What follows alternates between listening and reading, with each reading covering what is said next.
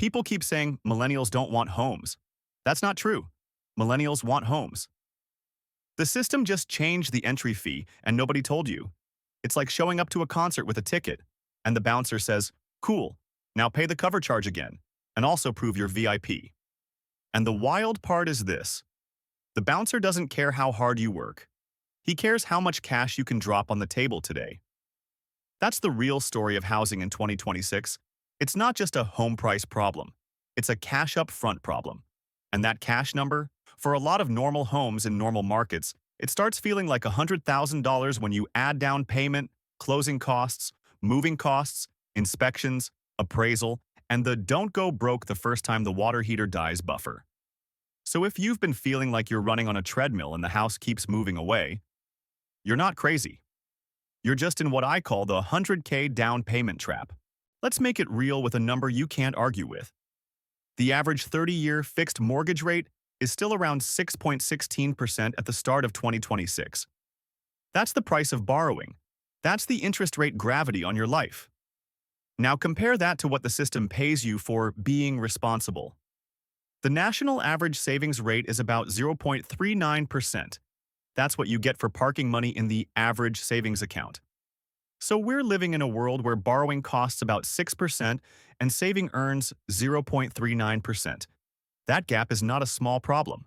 That gap is the trap. Here's the first punchline. They raised the price of entry and lowered the reward for saving. That's not you failing. That's math bullying you. I call the first pattern the velvet rope deposit. Like a club, you can hear the music inside, you can see people living the adult life. But there's a rope, and the rope isn't your credit score. The rope is cash, and the data backs this up. According to the National Association of Realtors, the share of first-time buyers dropped to 21%, a historic low. The typical first-time buyer is 40 years old, and the median down payment for first-time buyers is 10%. Repeat buyers put down 23%, and 30% of buyers are all cash. That's not vibes.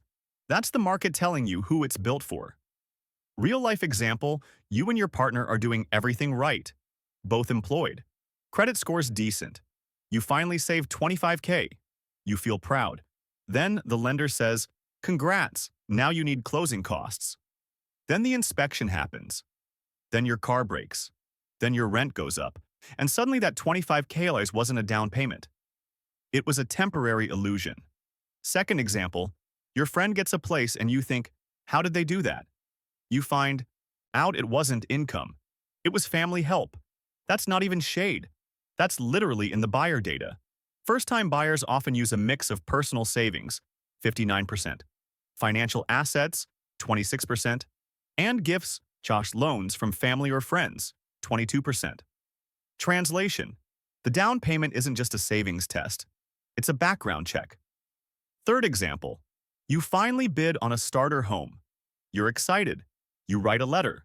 You do the whole "this is our future baby's room" thing, and then someone comes in all cash, or someone puts 25% down with no contingencies. Your offer wasn't bad. It was just not the kind of offer the system rewards. That's the velvet rope deposit. It turns homeownership into a game where the winner isn't the hardest worker. It's the person with the biggest pile of liquid cash today. Now the second pattern. I call it the 6.16, 0.39 squeeze. Because once you see those two numbers together, you start understanding why saving feels pointless. Let's do a quick simple example. Say you're trying to save for a down payment. You put your money in a basic savings account, and it earns around 0.39% on average nationally. If you're saving $1,000 a month, the interest you earn is basically a rounding error. It's not moving the needle. Meanwhile, the cost of buying is anchored to mortgage rates around 6.16%. Punchline: the system punishes savers and rewards asset owners. If you already own, you're playing defense with an asset. If you don't, you're playing offense with a spoon. Now let's stack it with real life. Example 1. The responsible person. You skip vacations. You cook at home. You do the stuff people yell at you on the internet to do. And still, you're not catching the down payment number fast enough because your savings growth is slow and life keeps charging you random fees. Example 2. The high earner trap. You think, if I just earn more, I'll fix it. But then your lifestyle costs rise, taxes rise, childcare hits, and suddenly your bigger income didn't create bigger savings. It created bigger obligations. Example 3. The two-income trap. You and your partner combine income. Sounds powerful, but if one person loses a job, the mortgage doesn't care. So you need a bigger emergency fund, which delays the down payment, which delays the home, which extends renting. Now let's talk about renting, because the trap isn't rent is evil. The trap is when rent becomes a constant pressure that crushes your ability to stack cash. I call the next pattern the rent compressor, because rent compresses your life from both sides. It takes cash now, and it steals future options. Zillow's rental data shows the typical U.S. asking rent was about $27 AG 2025, and the income needed to afford rent at the 30% guideline was about $80,190, which is up 34.9% since pre-pandemic. That number matters because it explains the reality.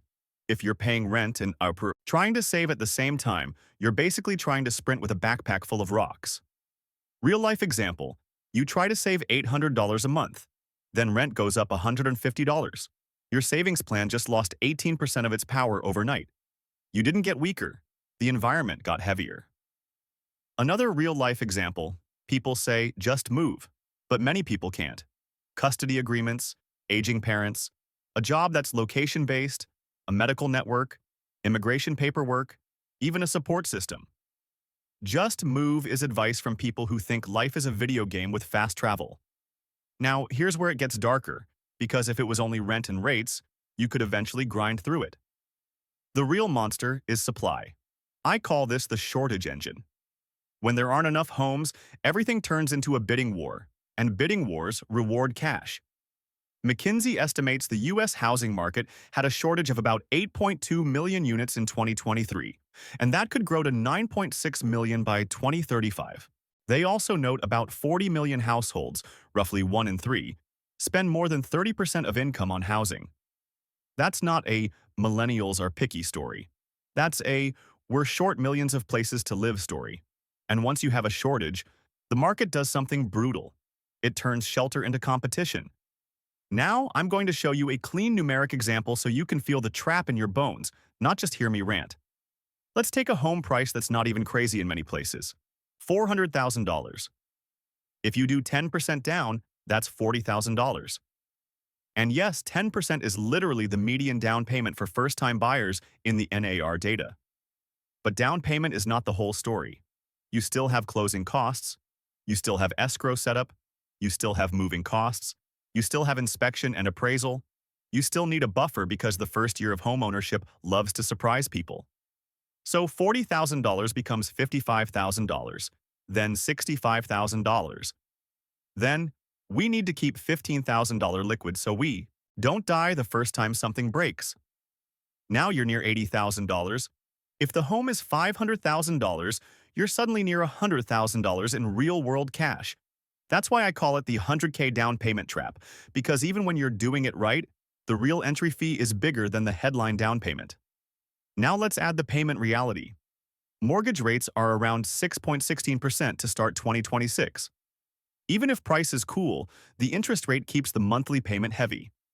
And Zillow's 2026 outlook basically says, don't count on a magical drop below 6% as your whole plan. Their economists project mortgage rates staying above 6% in 2026. Punchline. If your entire home plan is wait for rates, you're outsourcing your future to a forecast. Now people will push back here. And I'm going to handle the biggest objections directly, without insulting you. Objection 1. But home prices aren't even rising that fast now. You're not wrong. Price growth has cooled in some places. FHFA data showed U.S. house prices were up 1.7% year-over-year, Octa 2024 to Octa 2025, and up 0.4% in Octa 2025. That's slower than the crazy years. True. But here's the stronger point. Even slow growth doesn't fix the down payment problem if the cash upfront barrier is still massive and cash buyers still exist. The shortage plus cash dominance means you can still lose the house, even if the price isn't exploding. Objection 2. Just get a low down payment loan. Valid. There are programs. Some people can use them. But here's the thing. Low down payment doesn't erase closing costs, doesn't erase moving costs, doesn't erase the fact that homes need repairs, and doesn't erase life happening.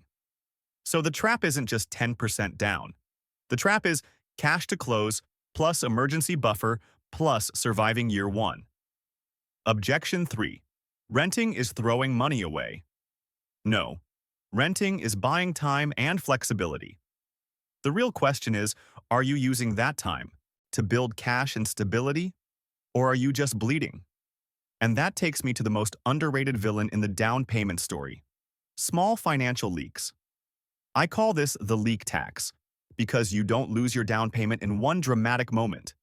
You lose it in tiny fees, penalties, and timing mistakes. The CFPB has been cracking down on overdraft and junk fee structures. They issued a final overdraft rule aimed at saving consumers up to $5 billion annually, about $225 per household, and it takes effect Oct. 1, 2025. They also targeted credit card late fees, reducing the typical fee from about $32 to $8, with projected consumer savings of over $10 billion annually, averaging about $220 a year for more than 45 million people charged late fees. Why does this matter for homeownership? Because saving for a down payment is not just put money aside. It's don't get ambushed by fees and timing. If your bank account gets hit with overdrafts, if you're paying late, fees, if you're constantly juggling due dates, you are trying to build a house of bricks while someone keeps stealing bricks from the bottom. Punchline: the down payment doesn't disappear, it gets eaten alive. Now we've exposed the trap. Here's the part most videos skip: the psychology. The system doesn't just drain your money, it drains your mind.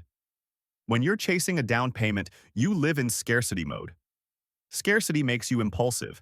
Scarcity makes you avoid looking at numbers. Scarcity makes you chase hope strategies like maybe next year rates drop, or maybe crypto pops, or maybe I'll get a huge raise. And the market loves that. Because a hopeful buyer is easy to sell to, a stable buyer is harder to manipulate. So how do you beat a cash upfront game? You don't beat it by pretending it's fair. You beat it by building a plan that doesn't depend on miracles. I call this plan the Cash First Home Plan. 5 steps. No fluff. Step 1. Build your do not die buffer before the down payment. I know that sounds dramatic, but it's real. If you put every dollar into the down payment and then one emergency hits, you will turn your dream into a nightmare. Your buffer is what stops you from becoming house poor. It also stops you from using credit cards for emergencies, which then triggers interest and late fees, which then kills your saving. And the CFPB data shows how common these fee traps are. Billions per year common. Step 2. Pick a survivable payment, not a bank-approved payment. Banks approve you based on rules and ratios. Life hits you based on chaos. A survivable payment is the payment you can handle even if groceries go up, insurance goes up, or one person has a bad month. If you set the payment too high, you can technically buy a home, and then you can't live. Step 3. Create a down payment number that is real. Not the fantasy number, not the minimum down payment, the real number. Down payment plus closing costs, plus moving, plus basic repairs, plus buffer. If your number is $80K, don't lie to yourself and call it $40K. You're not motivating yourself. You're misleading yourself. Step 4. Stop competing where cash always wins. This is a hard truth. Some markets are dominated by people who already have equity, or by buyers who can go all cash. NAR data shows 30% of buyers were all cash. That's not small. That's a whole chunk of the market that doesn't care about mortgage rates. So if you keep losing bids in a cash-heavy area, it might not be your strategy. It might be the arena. Step 5. Treat renting as a weapon, not a shame sentence. If you are renting in 2026, the goal isn't to escape rent.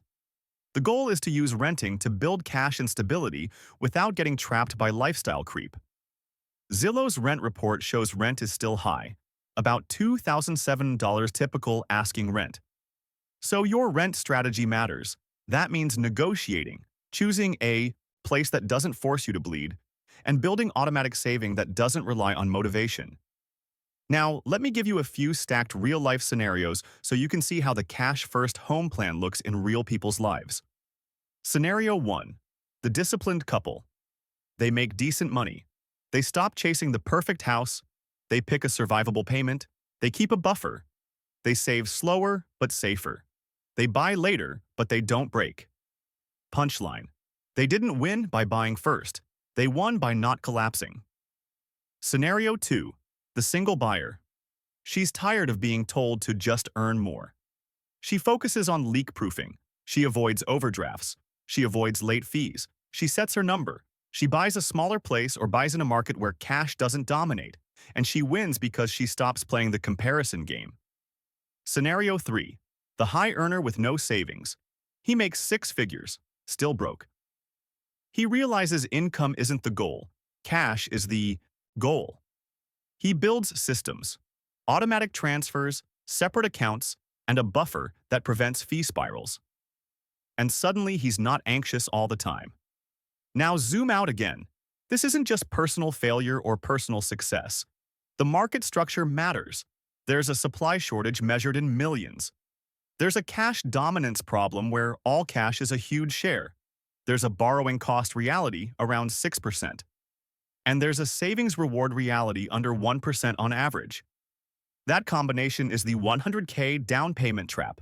So when people say, millennials will never own homes, I want you to hear the real translation. Millennials are trying to enter a game where the entrance fee changed.